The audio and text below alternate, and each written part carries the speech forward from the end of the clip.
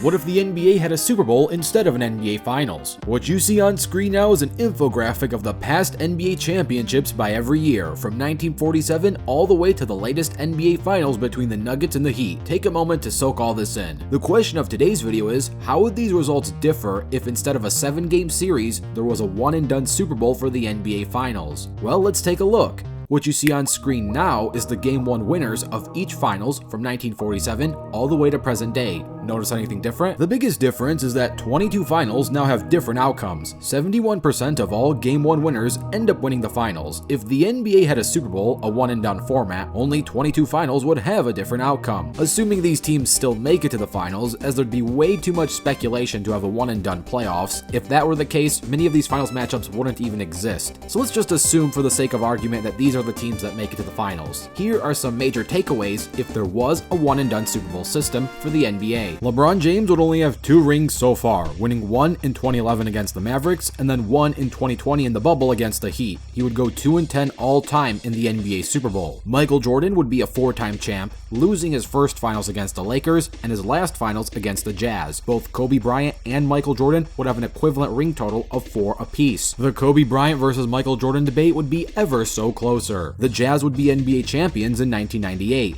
Allen Iverson would be an NBA champion. Bill Russell would be a 9-time champ, still leading the entire NBA in rings, though he wouldn't have 11. Chris Paul would be an NBA champion in 2021. Giannis Antetokounmpo would have 0 rings as of this upload. Kevin Durant would be a 3-time champ so far. He would have his 2 Warrior rings, plus winning one with the Thunder. Russell Westbrook and James Harden would also be 2012 champions. The Cavaliers would still be in a title drought with 0 rings, which is a bit sad. Larry Bird would have an equal amount of rings as Magic Johnson, both with 4, but Larry would three-peat from 84 to 1986, so the Larry vs. Magic debate would be ever so closer too. Kareem Abdul-Jabbar would only have 4 rings. Michael Jordan would not have back-to-back three-peats, but back-to-back repeats. His 2 finals losses would break the illusion of his finals invincibility. Steph Curry would be a 4-time NBA champ and would be the first to 4-peat in the modern era after Bill Russell. Jason Tatum would be an NBA champion, but Curry, Kobe, and MJ would have equal rings. Heck, add Larry Bird, Magic Johnson, and Kareem to that list. That best NBA player with 4 rings debate would be quite the challenge. Tim Duncan would have the most rings in the modern NBA. He would have 6 rings and would have gone 6 for 6 in the finals. He would have a stronger argument for GOAT status. Dirk Nowitzki would still be an NBA champion, but his ring would come in 2006, not 2011. Shaquille O'Neal would only have 2 rings, and the top 10 all-time list could look something like this. 1. Tim Duncan. 2. Michael Jordan. 3. Kobe Bryant. 4. Larry Bird. 5. Steph Curry. 6. Kareem Abdul-Jabbar. 7. Magic Johnson. 8. Bill Russell. 9. Kevin Durant.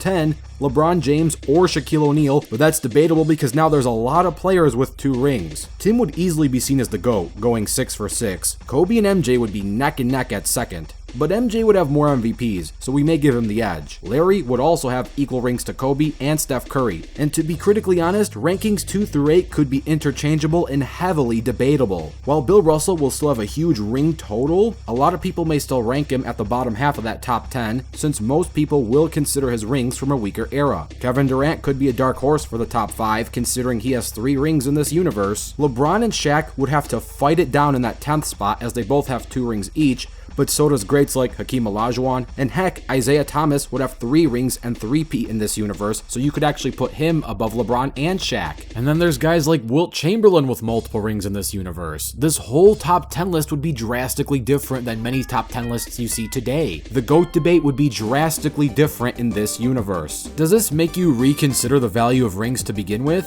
With that in mind, you're probably wondering, what's the significance of a 7-game series? The 7-game series does a great job removing randomness in the outcomes. A lot of luck can happen in just one game, but over the span of first to 4 wins, more often than not, the better team ends up winning. And thus, in our real universe, ring total is something tangible to bring up in a GOAT debate. As to why the NFL prefers a one-and-done winner-take-all, well, quite simply, American football is a contact sport. It'd be way too physically taxing to have a 7-game series in the span of 2 weeks. And if they were to have a 7-game series in the span of 7 weeks, that's like half the regular season in the NFL. So let me know in the comments below what your top 10 list would look like in the NBA Super Bowl universe, universe? And which universe would you prefer? Are you glad the NBA has a 7-game series, or would you prefer a one-and-done NBA Super Bowl? Don't forget to dunk on that like button and subscribe with notifications turned on. I'm Rebound Rewind, and I'll fast forward to you later.